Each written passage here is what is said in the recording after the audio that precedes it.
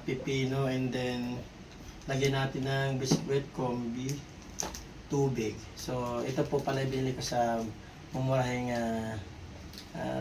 pamilyan. So 25 lang ang kilo lang ang pinagbilang ko. Ito lagay natin, i-shake po natin siya. Okay, pa, konti na lang.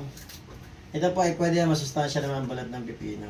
Okay, yung mahilig sa pipino. So, ito na. Lalagay na po natin. Aray mo. Medyo natatagalan pa po kasi baguhan tayo. Sandali lang, kailangan ng tubig.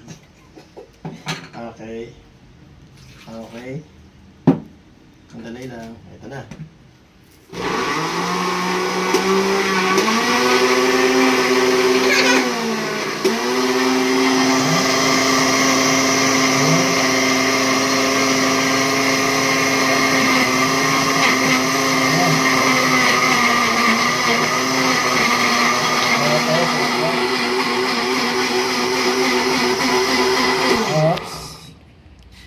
Tapos, ayan na siya. Wow! Talaga ba natin ng pagpatamis itong combi. Wala kasi tayong asukal. Less sugar muna tayo kasi medyo diabetes ang buhay natin. Okay, so ito na.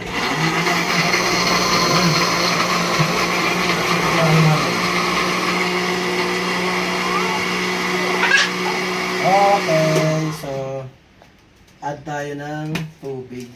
Konting tubig lang. Amin yun ni Rox. Kainin po namin ni Rox yan. Masarap yan. Dapat na tayo eh.